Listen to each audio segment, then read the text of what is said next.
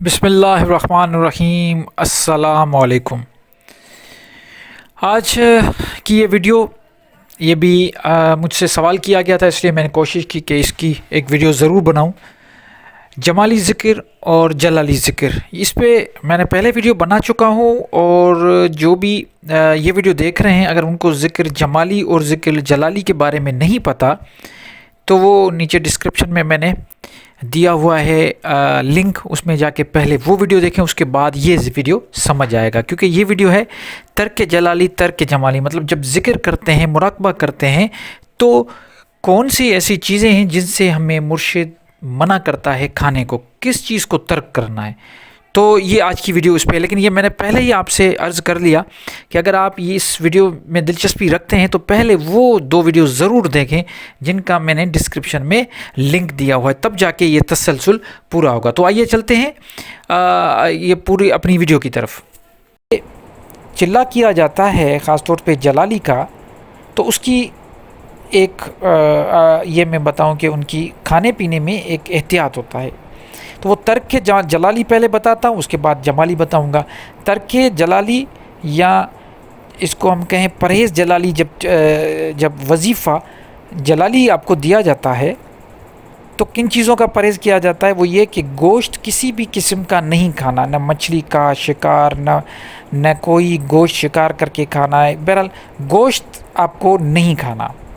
اب جب گوشت نہیں کھانا، اس کا مطلب یہ ہوا ایسی کوئی بھی درندے کے طریقے کی چیزیں ہوتی ہیں، کسی کو کاٹ کے مار کے اور جیسے شکار کر کے کھانا، ان سب چیزوں سے منع کیا ہوا ہے۔ ساتھ لہسن، پیاز، ان چیزوں سے منع کیا ہوا ہے۔ اور ترک جمالی میں پھر یہ ہوتا ہے کہ جو بھی جانور ہیں ان سے جو چیزیں نکلتی ہیں وہ منع ہے، جیسے دودھ، دہی، دودھ سے جو چیزیں بنتی ہیں، دہی، کریم، مکھن، گھی، یہ چیزیں، اور شہد، کیونکہ یہ بھی جانور سے نکلتی ہے، شہد، انڈا، یہ ساری چیزیں پھر ترک جمالی میں کہا جاتا ہے کہ یہ نہیں آپ کو کھانا۔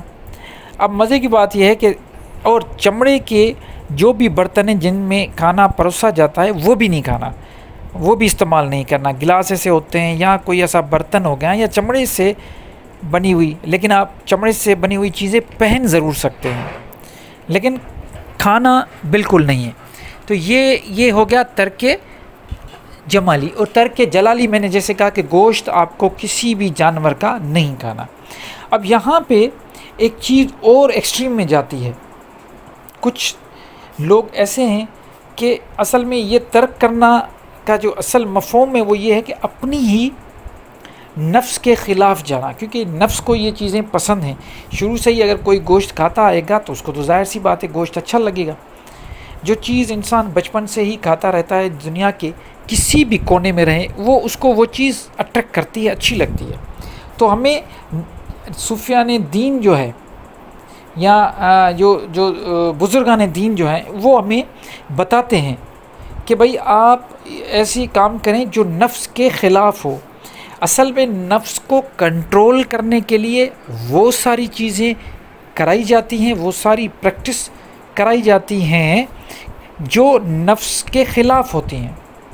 جیسے ایک پرہیز باللذات ہے۔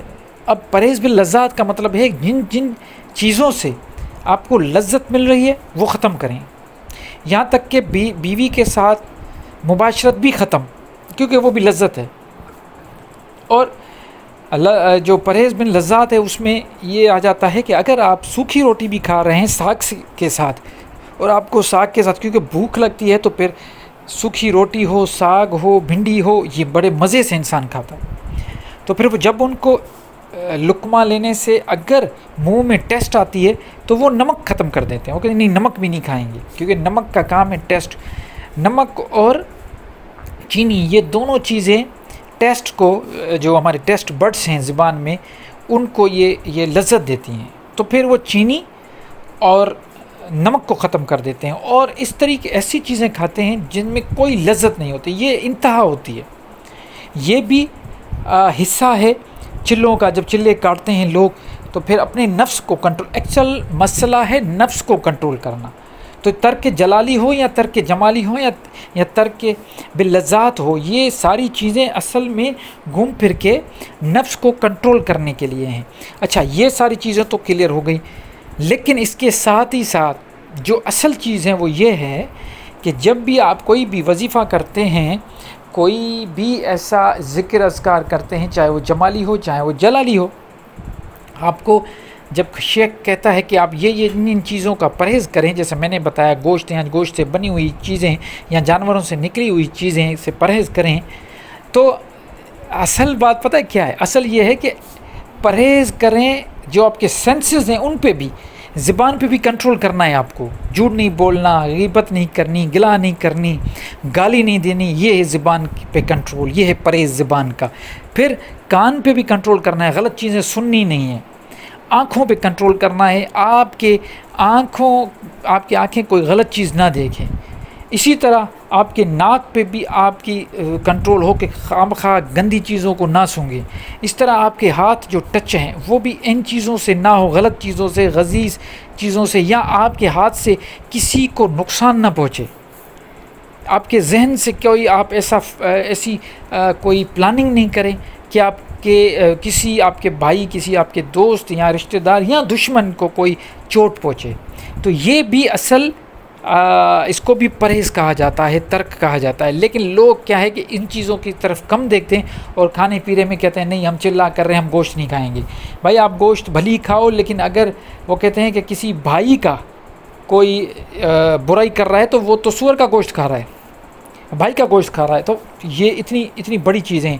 آپ ایک طرف گوشت کھانے سے پرہیز کر رہے ہو، انڈا نہیں کھا رہے، مچھلی نہیں کھا رہے، ٹھیک ہے، پیاز اور لہسن بھی نہیں کھا رہے، لیکن اسی جگہ پہ آپ لوگوں سے جھوٹ بھی بول رہے ہو، وعدہ بھی خلاف کر رہے ہو، اور کسی کو نقصان پہنچا رہے ہو، راہیں کسی کے لیے ہموار کرنا، آسانی پیدا کرنا، یہ نہیں کر رہے، لوگوں کے لیے راستوں میں آبسٹیکل ڈال رہے ہو، یہ ساری چیزیں کر رہے ہو اور کہتے ہو ہم چلا کر رہے ہیں۔ نہیں، چلا کرنے کا مقصد، اگر آپ اپنی جسمانی طہارت کر رہے ہو تو روح کی بھی تو طہارت ہوتی ہے نا، آپ کو روح کو بھی پاک کرنا پڑے گا، اور روح کو پاک کرنے کا یہی طریقہ ہے کہ آپ اور نفس پہ کنٹرول کرنے کا یہی طریقہ ہے کہ جو بھی چیزیں غلط ہیں ان کو بھی صحیح کرنے کی کوشش کریں۔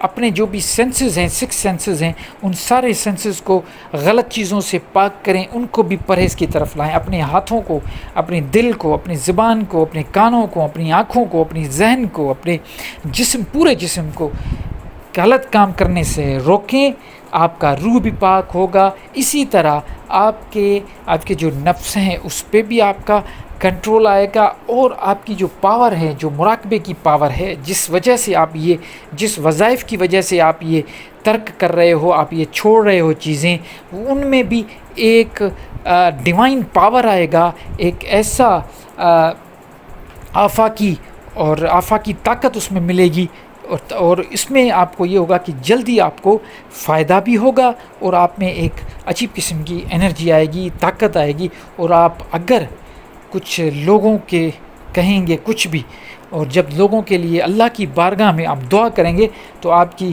جو دعا ہے وہ آپ کے زبان سے نکلنے سے پہلے ہی قبول ہو جائے گی۔ اس لیے تو کہتے ہیں کہ ولی اللہ یا اللہ کے جو دوست ہیں، جنہوں نے اللہ کی خاطر اپنے نفس پہ کنٹرول کیا، ان کی دعائیں عرش تک پہنچتی ہے، اور ان کے زبان پر آنے سے پہلے چٹکیوں میں وہ اللہ کی بارگاہ میں مقبول ہو جاتی ہیں دعائیں۔ تو وہ کیسے ہوتا ہے؟ وہ یہی مشق ہوتی ہیں، یہی کام ہوتے ہیں جن سے اللہ بھی راضی ہوتا ہے، آپ کا دنیا میں آپ کی عزت بھی ہوتی ہے۔ امید کرتا ہوں یہ جو سلسلہ میں نے 3 ویڈیوز میں چلایا تھا، یہ سلسلہ پہلے جمالی ذکر کیا ہے، پھر اسما کون سے ہیں، اور اس میں ترک جمالی اور ترک جلالی کیا ہے، یہ تقریباً تینوں ویڈیو میں نے کور کر لیا، کوشش کی، اور اللہ کے حکم سے یہ ذہن میں آیا کہ اس بات پہ بھی ڈسکس کرنی چاہیے، تو میں نے کی۔